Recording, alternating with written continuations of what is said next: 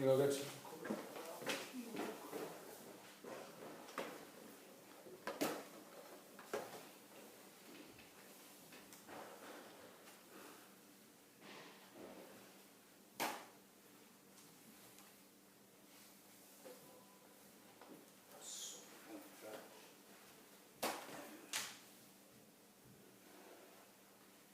Okay. We are right now live.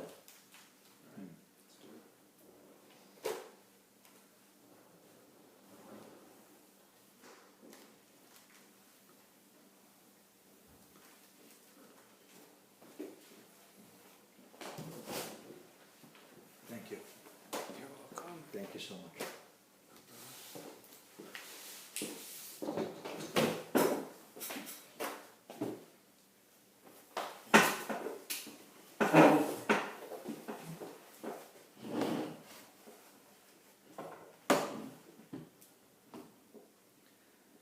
Gentlemen, this is very exciting.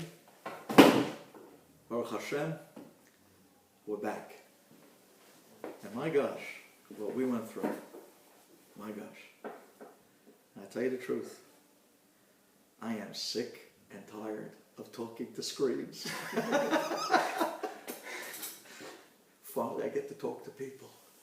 And not people in little boxes either, which turn their videos on and off and you have no clue if they're out there or not. But real people. You get to actually look the person in the face. You get actually to feel the vibe of the room of the person. He's with you, he's not with you. He's dozing off, you got to pull him back in. Where's the guy holding? And this is something big that I want to start this class with. But first I'm going to say a beracha.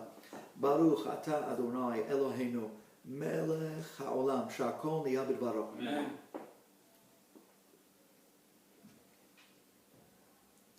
It was about, I would say 2 weeks ago. I got a call from a high school in Montreal. And the principal asked me, they said, listen, we're having this very big meeting for our teachers. It's like a teacher's orientation. And we need to talk to our teachers about what exactly they should do to be able to kind of segue all the kids back into school now that they're finally coming back after this period we went through. Can you give us some words of advice and some words of chizuk for our teachers coming back to teach after COVID-19? And I'm hoping that I'm correct by saying after COVID-19. For all we know, it's not after, but at least Borei Olam was merahem, and it's definitely, we would say, calm down. So can you give us a short little few words of a video clip that will play by the teachers' orientation meeting to give our teachers a feel of what to do now coming back to school after COVID. I asked the principal, how many teachers are we talking about? She says, we have on staff somewhere close to about 150 staff members. I said, wow, that's a large school. She says, yeah, it's elementary and high school. I said, okay. And I'm thinking, what am I going to tell them? What am I going to tell them? They're not asking me to give them a speech on how to teach. They're asking me what to do coming back to school after COVID-19 and how to react to the children and what they just went through. That's really what they're asking me. And I said to myself, and this is the way I started that clip. And the clip that went out to Montreal sounded something like this. Do you know what we learned from COVID-19, from Corona? In the way back beginning, when it first started, and everyone quickly took their game, took their classroom, and they put it on Zoom. Everybody went on Zoom. So what's interesting is, and I know this as a fact, there was one particular teacher who was not computer savvy. So she didn't know Zoom, what Zoom, where Zoom, and she never did anything like that before. So she went on, and sure enough, she couldn't believe it. There were the little boxes of all her kids in class. And she took out her notebook, and she started to teach her lesson. Literally, like the prior week when she was in class with all these kids. And she's going on and teaching and teaching and teaching the lesson. About 7 minutes into the lesson, she looks into the boxes and she sees the kids are giggling and laughing something off the charts. She's thinking, what is so funny? I mean, the goods that she was giving over was not hilarious at all. So what was so funny? Till finally she kind of like stopped and looked at the kids in the boxes. And one kid had the guts, the chutzpah, to unmute themselves and say, "Teacher, you got to unmute yourself. You're muted." And she said, "Unmute myself? What does that mean?" She had no idea. All she was told was, here's the meeting number, here's the password, this is your classroom, go in there and teach. And that's what she did. Not knowing Bichlal, the ins and outs of Zoom. Till finally this kid had to walk the teacher through the step by step to find out how and where she would unmute herself. And then she realized that for the first 7 minutes of this class, she was giving off all the information in the world. But on the other side, there was no one out there who heard a word. Ein kol ve'en oneh. Literally. Literally. I turned to these teachers on that little clip and said, there have been many teachers over the years who have been teaching their classrooms the way this teacher taught on Zoom. They just gave out the information and gave out the information. And in their world, the kids were in little boxes. And little did they know that because they didn't reach before they didn't teach, they were muted. And they went on for years giving off tons of information. And they didn't know what it meant to unmute themselves. We learned something from COVID. We learned a powerful human lesson. And that is, people work with emotion and feeling. They work with vibes. They work with a certain closeness. And the class that you're giving on Zoom will never be the class that you're giving in person. And we, together, spent a long time on Zoom. Many nights together on Zoom. And it doesn't come to 1 minute of even the moment or the difference that we're at right here in this room. And though it's warm in this room, and I myself am looking for the remote to figure out how to turn on these air conditioners, but nonetheless, I think you understand where I'm coming from. This is a tremendous lesson. Baruch Hashem, to kick off with this parasha, Atem nitzavim hayom kulechem. Says Moshe Rabbeinu, in spite of everything you just went through, thank God you're back here today. And that's really what I'm saying. Baruch Hashem, that we're back here today. We're back together. All the guys together in the class. We're back together. We're ready to grow. We got Roshana and Kippur around the corner. And boy, do we got to do something about that. And that's really what tonight's class is all about. But says Moshe Rabbeinu, but after everything you went through, says Moshe, Atem nitzavim hayom kulechem. You're still here. You're standing here. Baruch Hashem. You're here. And you have to say thank you.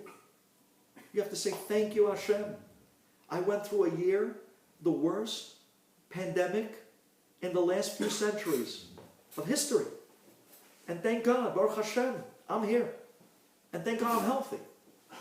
And thank God when that mashchit was running through the streets, you guys remember that period between Purim and Pesach? People didn't want to listen to their phones anymore. They didn't want to hear. Every day was a different name. You remember the sirens? You guys remember that? The sirens. The sirens were going day and night, all day, all night. The sirens didn't stop between Purim and Pesach. Says Moshe Rabbeinu, Atem nitzavim hayom kulechem. You went through a lot this year. But thank God, Baruch Hashem, Hashem protected us. And we're here. We're healthy, we're good, and we're able to come back to learn again. So I want to invite you guys back. Like my Rebbe used to say in yeshiva, and he was very big on this idea. Every time I would go to my Rebbe in Israel, and I would say goodbye to him because I was coming back to the United States, not knowing if I was going to come another year to Israel or not. So every time I go to my Rebbe to say goodbye, my Rebbe, Reb Simcha Shiv, he would always say to me, Reb David, we don't say goodbyes. He had a rule. We don't say goodbyes. We only say very warm hellos. That's it. And he had a shita like this. So anytime I leave in Israel after a 7-month zman, I'd come to my Rebbe to say goodbye. I would already know, Rebbe, I'm not coming to say goodbye. I'm just getting a beracha to be able to come back again so I can give you a warm hello. And Baruch Hashem, Hashem gave us a beracha that we were able to come back together, to be able to say again a warm hello. Now, let's get cracking. We got a lot of work to do. We got the biggest days of the year coming at us, and there's only a few days left. But don't underestimate the few days that we have left of Elul. Matter of fact, I were to start off and say, not only don't underestimate, but take to heart the days that we have left right now, before Elul, before Roshana, as much as Roshana and Yom Kippur themselves. Now there's a big statement. And I'm about to tell you why. Because if you're smart, you're going to capitalize on the prep days even more than the big day. Where am I going with this? I will tell you, open your hearts. Number one, I want to start off saying, I don't know if you saw this clip. Someone showed me this clip of a tzaddik in Israel, a great rabbi by the name of Reb Shalom Arosh. He's the one who wrote the book, The Garden of Emunah. Many people saw, I'm sure you saw the book around. It's like one of those, biggest bestsellers that's been written over the last, in the Jewish world, over the last 2 decades. You know, it was translated into like 14 different languages, and it's all over the world. And anyone who picks up that book, they tell you like the emunah that it gives you is unbelievable. And it's one of those must-reads, and you can't put it down. Once you start reading it, it's like, it draws you. It's a great book. Great book. If you haven't read it, we got a bunch of copies upstairs. It's really something you'll enjoy. It's not something you'll have to push through. It's something that actually is moshech you. It's enjoyable. So, Bezat Hashem, maybe after Arbit, I'll show it to you.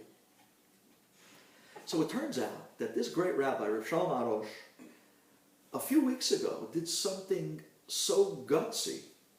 I mean, the guts that it took to do what he did, to me is like, I just don't know how he did it.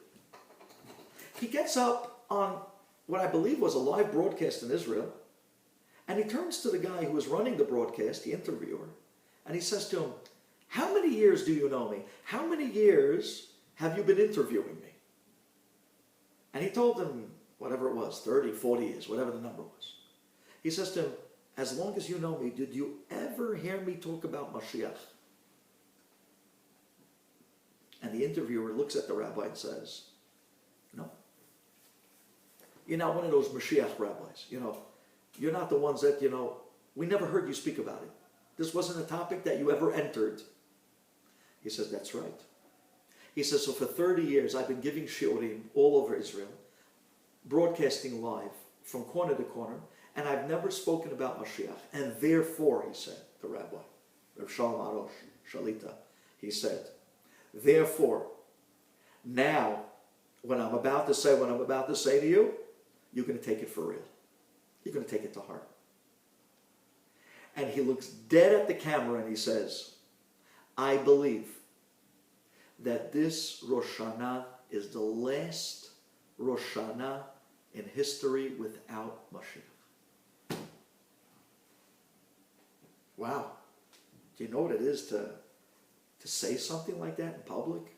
You know what type of responsibility you have to take on your shoulders to even have the guts, the audacity to stand up and make a statement like that. And then he goes on to say, because he says, anyone who knows what to look for already sees him. What does that mean? I don't know. But but apparently he does. And he's telling us that this Roshana is really a big one. He said this year? He said it 3 weeks ago. Wow. Yeah. What I just repeated now was what happened 3 weeks ago. It went all around. It's obviously went viral, that clip. And to me, that moved me. Not so much about will Mashiach come or won't Mashiach come. That's not, I don't enter that stuff. I believe that he'll come every day, which is what a Jew should believe. Don't get me wrong on that. But it was amazing to me that he would get up in public and broadcast live across the entire Israel. I mean, you know how many people out there would love to hold that on him if, God forbid, it doesn't happen? And yet he put himself out there. He literally hung himself out there just to come home and tell people, get your act together now. Because this Roshana is the Roshana for big, big year coming. And therefore, the stuff that you know you shouldn't be doing, it's time to stop. And the stuff that you know you should be doing, it's time to go back on track and on course. Because this is the deciding year. It's unbelievable. Such guts to say that. But he meant the message. And if I get the opportunity, I mean, I don't have a, you know me, I have the dinosaur phone. I have the kosher phone. This was something that someone showed me on their phone.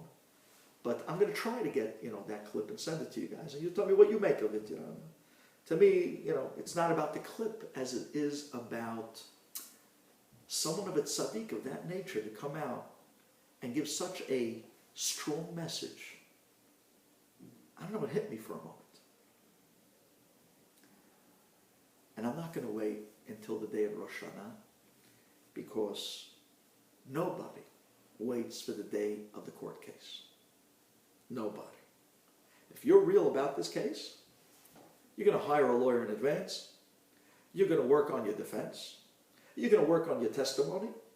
You're going to work on everything that needs to be worked on before you walk into that courtroom. Because if you first wake up the moment you walk in and say, you know what, I'll deal with it when I'm on the bench, you're finished. And I think we all agree with that, right? Nobody in their right mind even walked into traffic court to fight a red light without at least doing some preparation beforehand, putting themselves in some sort of a game plan that they could win. We're there now. It's only a week and a half left. And we kind of coronaed through this, because Corona was a good reason for everything else in life to be put on hold. So we did that to Elul as well. So now, finally, we're kind of coming back into real life. And we got a week and a half left. But my chidush to you that I want to start this class with is, as much as we are to be focusing on the big day of the court case, which is, of course, Roshana, I'm trying to tell you guys, focus more on Elul. And I'll tell you why. Listen to this. There's a beautiful sefer by the name of Yitav Lev. And he writes about a story with a king, a mashal. And I think that this is something that will really begin the words that we want to hit on today. Okay? He says that there was this benevolent king who loved his people. And once a year, the king made it his duty that he would come down from up high from the castle. And he would go with an entourage. And he would make his way across the countryside. And he would visit city after city after city in his magnificent kingdom. And the idea was that as he would come through the cities, everyone would come out on this royal magnificent parade that they would throw for the king. And then the people who would need something from the king, they would take papers and they would write on the paper their name and their address and what city in the kingdom they belonged to. And then they would write all their requests, all their bakashot. And this would literally, as the king would ride by in his royal entourage, the people would be given the green light, the rights, to run up to the king's carriage and throw it into the window where the king is sitting. And then at the end of each of the sojourns of these cities, the king would gather up all the papers, city after city. He would put them in a sack. And then when he would come back to the castle, he would read them one after the next, and those who he would want to grant their wishes, he would, and those who he didn't want to grant wishes, never heard from him. There was one guy that year after year would write the same note with the same requests, and he would wait. Boy, would he wait. He would count down the moments to that great day when the king would come through his city, and he would kind of squeeze his way in front of the crowd, and he would get that moment where he would always run up, get a little glimpse of the face of the king through the window, and throw his bakasha, his paper, on the inside of the window, and he would say, "Please, your honor, your majesty, answer me this year." He would do that every year. But then every year he wouldn't get answered. And this would go on for years. He's trying to figure out, I don't get it. Our king is such a good king. And the fact that he makes the trip shows he cares. And the fact that he comes around to us once a year from up high from his castle shows that he wants our relationship. He's not one of those dictators. He's a king. A king that rules by the consent and the love and the will of the people. See, he wants that relationship. And yet, he rolls down the window for me, allows me to throw the paper with the bakasha in, and now it's years and I never get answered. So, what's going on? Something's wrong. Why is he answering me? So he does a little investigating. And he finds out something that he never knew. He finds out that every time the king comes into another city, some of the people of the noble, royal people of that city climb into the carriage with the king. And they ride with the king through that city. And what he didn't know was that inside that carriage that he was throwing the paper in was not just the king, but there were other very high-ranking people of his city. And some of those high-ranking people hated this guy. So every time this guy would run up to the window and throw his paper inside the window, and the king would start to read it and want to grant finally this guy his request, the people sitting there around the king would tell him, "Your Majesty, don't even waste your time with this guy. He's a this, he's a no-gooder, he's a that." And they would bash him. And because of that, every time the king would even think to give him or answer him, his request would already get knocked down. Now he finds this out after all these years. He had no clue. But now it makes sense to him why he was never answered. So he came up with a plan. He says, "You know what? I'm going to be smart. I'm not going to wait for the king's carriage to enter my city limits when all the city royalty highline people get in the carriage with him, because those people hate me. And the minute my enemies surround the king, there's no way that any of my requests will go anywhere. I got to get to the king before he gets to my city." At that point, he's still alone. At that point, he doesn't have anyone of my enemies sitting around him. That's the moment that literally I can even get like a moment of face-to-face, and I can ask him for what I need, and then he'll give it to me. Sure enough, the next year, this guy gets smart. He travels outside of the city, outside of the city limits, and he waits in the field as the king's whole entourage comes down the road, and they're about to enter the new city. And before all those city people enter the carriage, his enemies, he runs up and he stops the carriage, and he runs up to the window and knocks on the window. And the king sees this one guy, and he says, "Your Majesty, I was so waiting for you to come.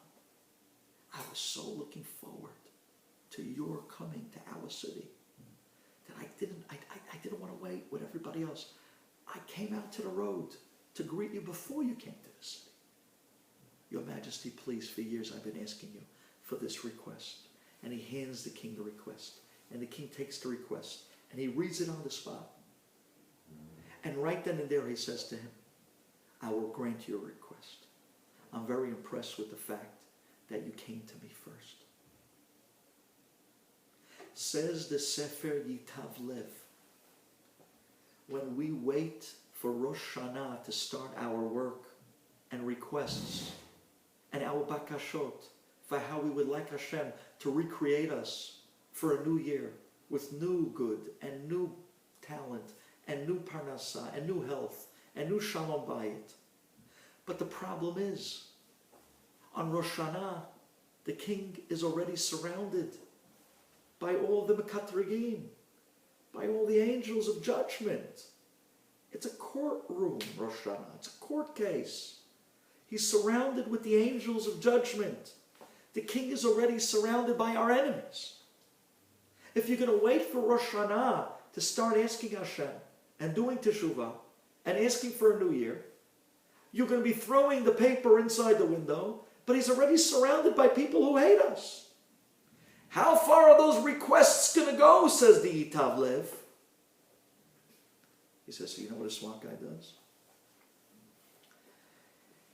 He doesn't wait for the king to be surrounded by his enemies, but rather he jumps in early and he comes to the king before the king is surrounded in the courtroom with his enemies. He comes before Rosh Hashanah. He comes in Elul. And he says, Hashem, I'm not waiting for Rosh Hashanah. I am using the merciful days of Elul, and I'm already planting the new seeds for next year. Hashem, please, forgive me.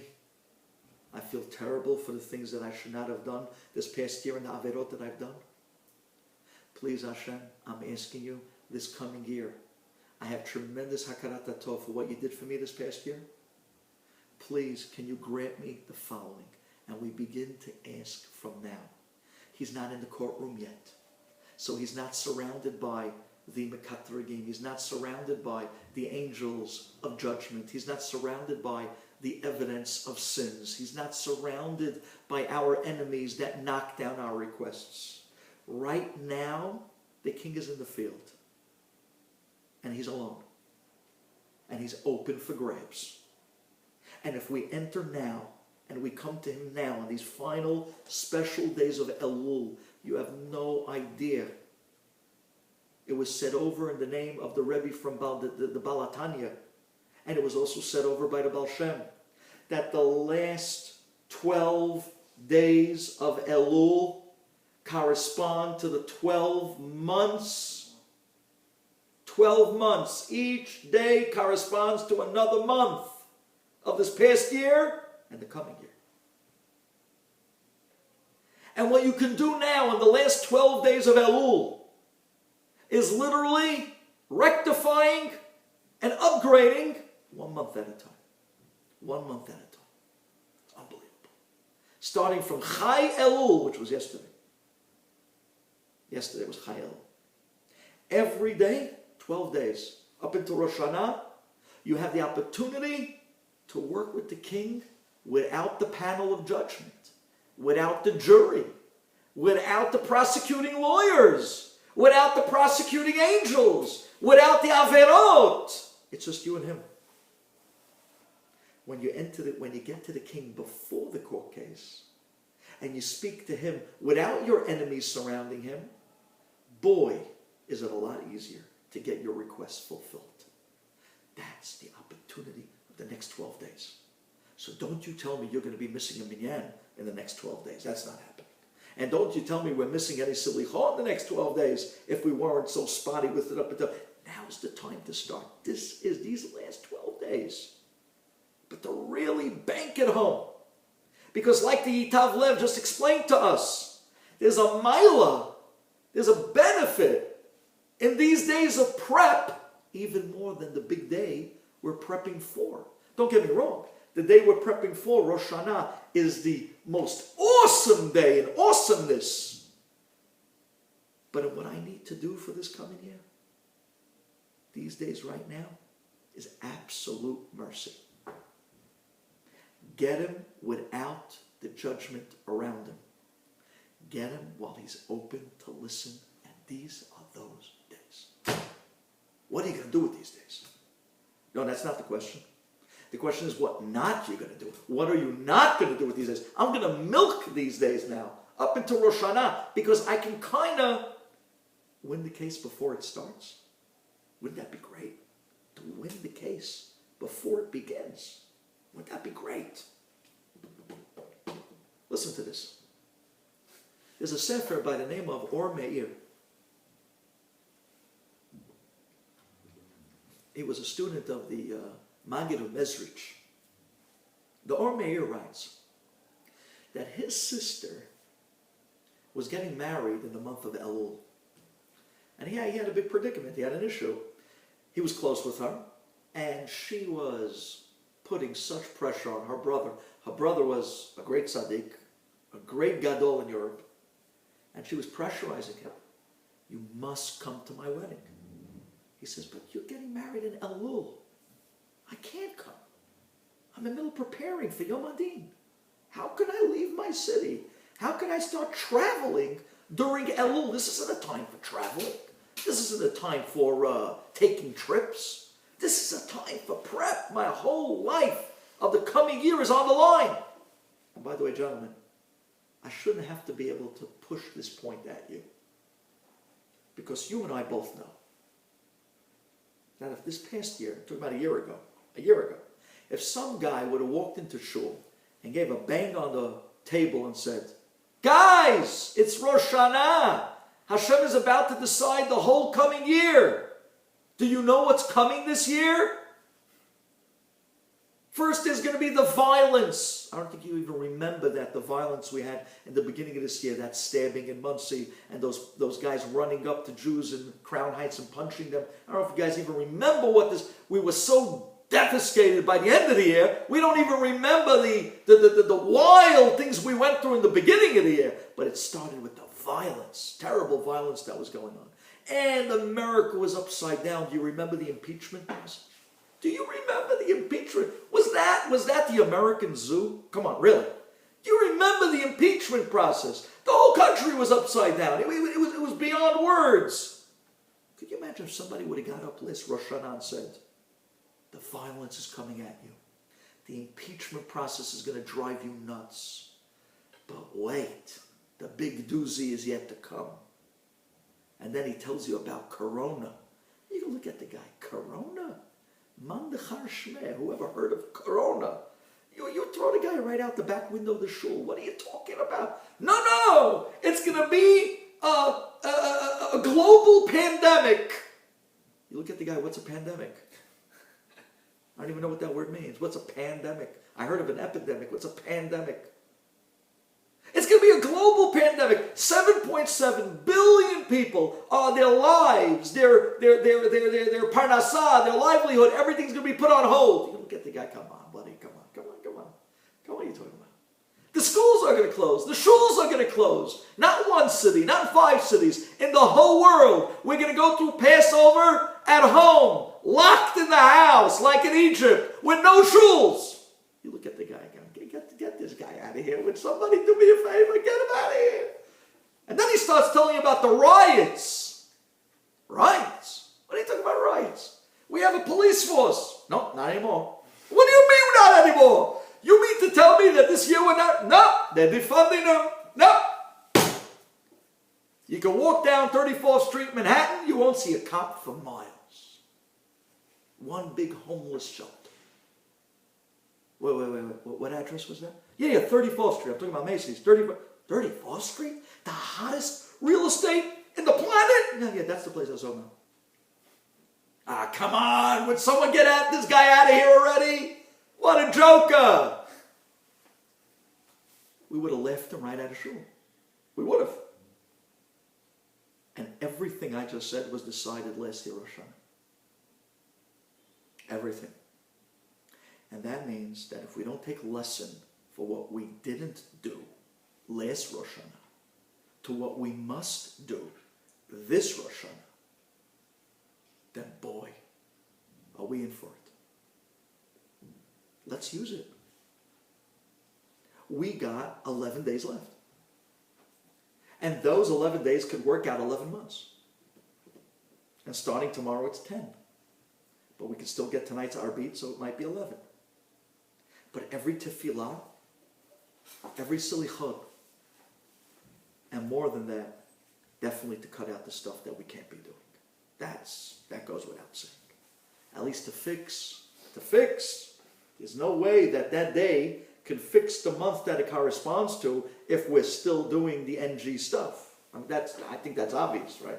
You can't say, Hashem, listen, forgive me on a month's worth of time for doing X, Y, and Z when I'm still sitting there munching on the stuff. It just doesn't work. Borei Olam says, come on. Azivat hachet. Azivat hachet means to let the sin go completely. Completely. And that's what these days are about. We're bettering our game. We're bettering ourselves. We're asking Hashem to recreate us as bigger people for this coming year. I want you to recreate me on Roshana, the day that you created man. You're going to recreate every man in the universe. Please recreate me this year to be a much bigger and better person that I always wanted to be than the guy of the last 12 months that I was lacking. And I came up short from being who I should have been. Hashem, help me this year not to have those addictions, not to have those trials and tribulations, not to have those challenges. And if I do have them, to overcome them, to find ways to succeed, and to get a hold of my life back. That's what I'm asking for this year. And I can pull it off in these days. And it's easier to pull it off in these days because the king is alone with his ear to you, with no prosecuting angel and no jury of judgment. Now's the time to capitalize. So I was in the middle of telling you the story about the Ormeir. So his sister, I was mentioning, was getting married his sister was getting married in Elul. And he said to her, I can't come. Who travels in Elul? I can't leave I can't come. She begged him, she pleaded, she put pressure, she did everything. She really wanted to buy the wedding. Finally, he says, okay, listen, you know what? We're going to put this up to God. Okay? Put this up to God. The day of your wedding, that morning, I'm going to go into my horse and buggy, my wagon. I'm going to leave the city. And I'm going to go travel towards your city. It's a few hours ride. I'll be there in time for the wedding. If, while I'm leaving my city in horse and buggy, Hashem sends me a message, a sign, to turn around and go back, I'm telling you now, I'm turning around and going back. I'm leaving this up to Hashem. I'm going to do it. I'm getting to my horse and buggy in the morning. I'm traveling out of my city to yours. But if on the way I get a sign that says, go back, I'm going back. She said, okay. That I can't say no to. That I can't say no to. And sure enough, the day of the wedding came. And the Ormeir had the horse and buggy ready right after Tefillah was over. He finished davening. And he gets into the horse and buggy, and he's wearing his Shabbat outfit that they used to wear for weddings, right, for special occasions. And the horse and buggy starts riding out of town. And he's sitting, waiting to see if Hashem's going to send a message to turn back or not. As they're riding out of town, he sees on the side of the road, as he's leaving town, that there's a goy, a young man, that is beating an older man. A young goy beating an older goy. That didn't look right. He tells the driver, halt, wait 1 minute. The Ormeir jumps down and he runs up to this young goy. He says, what are you doing? You're beating an old man? How could you? So he turns to the Ormeir and says, no, don't worry. This guy deserves to be beaten. He says, really? Why? He's my father. Oh my God! He said, that's a reason? He tells the Ormeir, let me explain. Ormeir says, you better have a good explanation, because hopefully your explanations are going south. He says, let me explain. He says, I'm the one who brings the food home to the family. I work from very early in the morning till very late at night. And now, in this season right now, I do all the planting in all the fields from early morning to late night. If I don't plant now, we will not have any crop, any bounty of crop for the entire coming year. Now's planting season. And because of that, I turned to my father and I asked him, I said, Dad, either you're going to work to support the family or I am. If you go to work, I'll stay home and watch my kids. If I go to work, you got to stay home and watch my kids. Obviously, it sounds like there were no women in this house. Don't ask me why, but this is the story. The father, meaning the grandfather of these kids, the father of this guy says, you got it. You're young, you're strong, you go out to work, I'll watch the kids, and like this, we'll have a bountiful year. Because if you don't plant now, you ain't eating later. So he says, I woke up at 4 a.m, I went out to the fields, and I started a full day of planting. He says, my father overslept, didn't watch the kids. And the kids left the house, and they came looking for me in the fields. Because they were with me in the fields, the entire day I couldn't work. I didn't plant, not yesterday, not today. And now that I didn't plant, the season is getting late. Even if I start planting now, we're only going to have a portion of what we're going to get later on. He messed up the whole year for our family. And all I asked him to do was just watch the kids. Because if you don't plant now, you don't have anything later. When the Or Meir heard those words, if you don't plant now, there's going to be nothing for you to reap later on. Because the whole year is all coming down to what you prepared now. That was the signal. He turned around. I'm hoping he took something to do with the father, but they don't tell us that part of the story. But he turned around, got back into his wagon, and turned around and went back home and continued his Avodat HaKodesh preparation right up until the great day of Roshana. Because if you don't plant now, you won't have what to reap for the entire coming year. And I think this is a very big message. And I think this tells us what we have ahead of us, gentlemen. I'm not looking to go overtime tonight because we have to catch an RB tonight. And I don't have a car here, so I don't think I'm going to make it to Landau's. But I do want to come off and say the following point. A person has to stop for a minute and ask himself, who's in control? The human mind is something powerful. The question is, who's in control of it? Is the body in control of your mind, or are you in control of your mind? Who's controlling who? That's really what life comes down to. The Ben Ish Chai was known to say that there was a guy in a horse and wagon that was coming through the road, and he saw a guy that needed a lift. A guy on the side of the road asking to be, he was a hitchhiker. So the guy felt bad for him, so he stopped the horse and wagon. He said, hey, you need a ride? He says, yeah, which town are you going to? He says, I'm going to the next town. So he jumped in on the wagon. After a few minutes on the road, he turns to the rider, and he says to him, do you mind if I sit up front with you? He says, no, please, go ahead. So he comes from the back, and he sits up front right next to the driver of the wagon. After a few minutes, he turns to the wagon driver, and he says to him, I always wanted to see how it feels to hit the horses and hold the reins. Do you mind if I just ride the wagon a little bit? I said, yeah, sure, why not? He hands him the reins, and the guy is hitting the horses.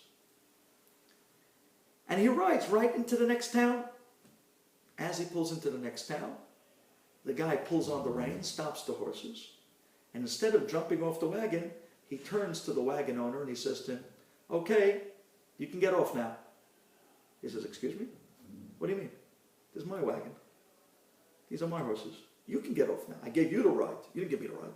He says, what are you talking about? This is my wagon. These are my horses. I gave you the ride. He says, no, I gave you the ride. And they start fighting back and forth. And it got such a heated fight that the people of the town came, hearing the yelling and screaming, and they escorted these two guys to the town court. And they set the judge. And one guy screams, it's my horse and buggy. And the other guy screams, it's my horse and buggy. Till finally the judge says, okay, wait 1 second. When you pulled into the town, he turns to the town people, when these guys pulled into town, who was holding the reins? Because whoever's holding the reins, siman, that he's the Baal Bayit. And when they heard that the other guy was holding the reins, the judge turns to the real owner and says, whether it belongs to you or not, I'm sorry, but as long as he's holding the reins, you're going to have to prove your ownership. And you lose. In Elul, we got to go through the little tidbits of our life and ask ourselves in certain areas, who's holding the reins? Are we in control? Or maybe we're not in control. Maybe something else is controlling us. Those things need to be addressed for the coming year. A person has to ask himself, who is holding the reins in my life? And now one last tidbit, and then I'll let you guys go because they're about to start our beat. But I'm going to say this quick. The yeshiva that I learned in, Yeshivat Itri. So on the outside of the yeshiva campus, there was this big piece of land, big shetach. And what they did was they put over there caravans, they called them. Now today you know what these things are. You see them all over the place. They're these little box things that they literally can ride on a trailer and just dump down anywhere. Sometimes you'll see some schools that use these little makeshift caravan type of things as classrooms, right? Sometimes in these what's it called, park home, places, they have these little caravans set up in these trailer home park type of places as well. And they have little rooms inside, and you'll be surprised. They have a little kitchen. They have I actually lived for about 6 months' time in one of those caravans when I was first married on the yeshiva campus in Israel, because at that particular time it was very cheap rent, and it was just me and my wife. And it was a living room and a dining room and a kitchen, one bedroom. I mean, that's what we needed. We were just married. And there was air conditioning and heating, all hooked up. It was great. The guys in the area of the caravan decided that they were going to all chip in and buy a caravan and bring it to the yeshiva to have as a little bet medrash on that piece of land where they had the other caravans. So besides the yeshiva being the bet midrash, but if we wanted to just have like a kolel minyan for a quick minchan arbi, so we had another caravan that was set up like a library and a little shul, makeshift shul. So like this, we can pray off campus. We don't have to always go into the yeshiva to get minyanim. Right? So I remember one day, the crane with the truck showed up to the shetach, and this big crane holding this caravan raised the caravan in the air. Now, it didn't actually hold the caravan itself. The crane had this long metal type of chains that were attached to the caravan, and it hoisted the caravan off the truck. And now, you got to show the guy, where do you want it to be connected, landed, nestled, in what spot? Now listen to this. Like I mentioned to you, this caravan wasn't going to be someone's home. It was going to be a shul. We didn't know which one was the front or which way was the back. So we wanted the shul to face Mizrach. So we were a bunch of guys with this Israeli guy. The caravan was suspended midair on this chain, and we were trying to figure out which way was east from that particular piece of land. The guy turns to us and says to us, Chevre, tishma'u, he said a great line. He says, as long as the caravan is hanging in the air, you could turn it in any direction you want. But the minute we place it on the ground, it's done. You cannot turn it anymore. And literally, I want you to picture this. The caravan was hanging midair. For us to turn it, took a pinky. It was nothing. We were able to literally just, it was suspended midair on a chain. We were turning it like nothing. We were turning it. Okay, a little bit more. Now the front faces Mizrach. In midair, as long as it was hanging in the air, we were able to turn it any direction we want to get the Mizrach straight and right. The minute they dropped it down on the ground, the minute they tied it down to the ground, it was set. At that point, if we were to move it at that point, we would have a big problem on our hands. Thank God we thought about it first, that it has to be facing the right way while it's still suspended in the air. My Rebbe once told me that Elul is like that caravan. Elul is you. It's suspended in the air hanging. You can turn it any direction you want. Right now, your judgment is hanging and suspended. You could turn it in any direction you want, and it's easy. You can do it with a pinky. It's nothing, because it's hanging midair. And as long as the judgment is hanging, I could turn it in the direction that will bring me the greatest year possible. But the minute that judgment is set on the ground, the minute that judgment is judged, that's it. That's the way it sits for the rest of the year. Rabotai, we got 10 days left. Every day corresponds to 10 months. We got a lot in front of us, but it's opportunity that we say, Borei Olam, give us the chance.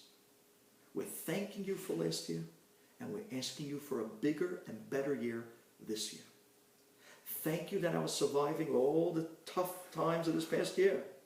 But even more so, I want to be able this year for you to recreate me, to be the Superman, the guy that I've always wanted to be, without the baggage, without the issues, without the addictions, without the problems.